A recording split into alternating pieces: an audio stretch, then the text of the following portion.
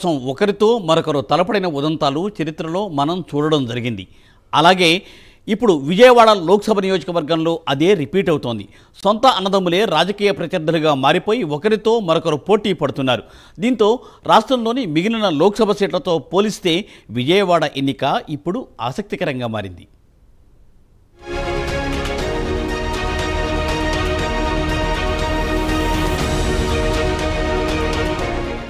గతంలో హేమాహేమీ నాయకులు ప్రాతినిధ్యం వహించిన విజయవాడ లోక్సభ నియోజకవర్గం ఈసారి అన్నదమ్ములు ప్రధాన పార్టీ తరపున బరిలో దిగారు. టీడీపీ నుంచి కేశినేని చిన్ని, వైఎస్ఆర్ కాంగ్రెస్ పార్టీ నుంచి కేశినేని నాని పోటీ చేస్తున్నారు. ఎంపీ కేశినేని నాని కొద్ది రోజుల క్రితమే టీడీపీకి రాజీనామా చేసి వైసీపీ గూటికి చేరారు. 2009లో ప్రజారాజ్యం పార్టీ నుంచి రాజకీయాల్లో ప్రవేశించిన కేశినేని నాని తర్వాత టీడీపీలో చేరి 2014-19లో విజయవాడ లోక్సభ స్థానం నుంచి ఎంపీగా గెలుపొందారు. కేశినేని చిన్ని తన అన్న నానికి సహాయపడుతూ ఉండేవారు.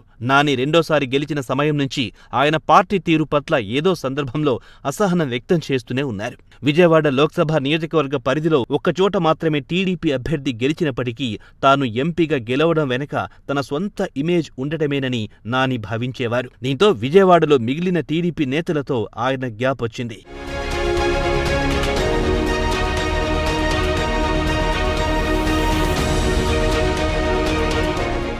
మూడేళ్ల కిందట జరిగిన విజయవాడ నగర పాలక సంస్థ ఎన్నికల్లో నాని కుమార్తె శ్వేతను టీడీపీ తరపున మేయర్ అభ్యర్థిగా ఎంపిక చేశారు. 11వ డివిజన్ నుంచి కార్పొరేటర్గా పోటీ చేసి శ్వేత గెలిచినప్పటికీ మెజార్టీ కార్పొరేటర్లు వైసీపీకి చెందిన వారు గెలిచారు. దీంతో మేయర్ పీఠం వైసీపీ చేతికి చిక్కింది. విజయవాడలో టీడీపీ నేతలు తమకు సహకరించకపోవడం వల్లే విజయం సాధించలేకపోయామని నాని అసంతృప్తి వ్యక్తం చేశారు. మరోవైపు నాని వైఖరిపై ఇతర నేతలు కూడా చంద్రబాబుకి ఫిర్యాదు చేయడం ప్రారంభించారు. చంద్రబాబు వీటిపై సీరియస్గా స్పందించకపోయినా నాని తమ్ముడు చిన్నిని ప్రోత్సహించడం ప్రారంభించారు. దీంతో నాని క్రమేపీ టీడీపీకి దూరం జరగడం ప్రారంభించారు. అధిష్టానం అండదండలతో చిన్ని వ్యూహాత్మకంగా అడుగులు వేసి తనకంటూ సొంత గ్రూప్ తయారు చేసుకున్నారు. నియోజకవర్గ వ్యాప్తంగా పరిచయాలు పెంచుకున్నారు. దీంతో అప్పటి వరకు అన్నదమ్ముల మధ్య కుటుంబ పరంగా ఉన్న విభేదాలు ఒక్కసారిగా బయటికొచ్చాయి. 2022లో ఒంగోలులో మహానాడుకు విజయవాడ ఎంపీ కేశినేని నాని హాజరు కాలేదు. కేశినేని చిన్ని హాజరయ్యారు. దీనికి ఆయన ఎంపీ స్టిక్కర్ ఉన్న వాహనం తీసుకెళ్లారని, దానిపై విజయవాడ పటమటి పోలీస్ స్టేషన్లోనూ హైదరాబాద్ చిన్ని భార్య మీద ఎంపీ నాని స్వయంగా ఫిర్యాదు చేసి ఎఫ్ఐఆర్ నమోదు చేయించారు. తర్వాత తిరువూరు టీడీపీ కదిలిరా సభకు చిన్నీకి ఇన్ఛార్జిగా బాధ్యతలు అప్పగించారు. దీంతో నాని దానికి హాజరు కాలేదు. అనంతరం నాని వైసీపీలో చేరిపోయారు.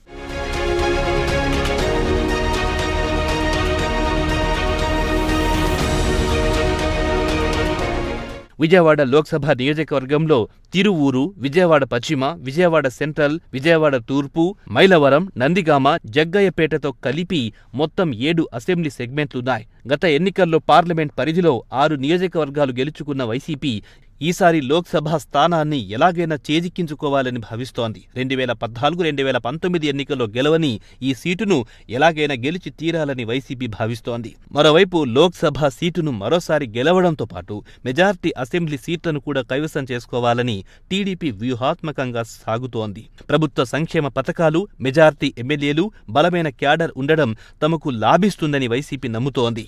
2 సార్లు ఎంపీగా పనిచేసిన నానికున్న పరిచయాలు, నియోజకవర్గం అతనికున్న పట్టు కలిసొస్తాయని వైసీపీ అంచనా.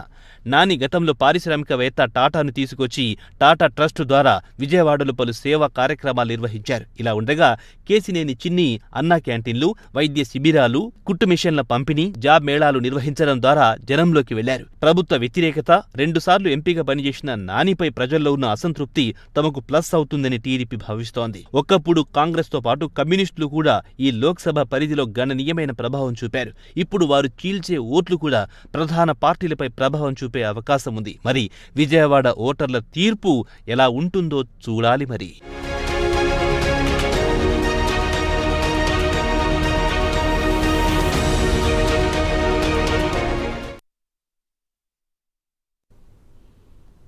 ఢిల్లీ లిక్కర్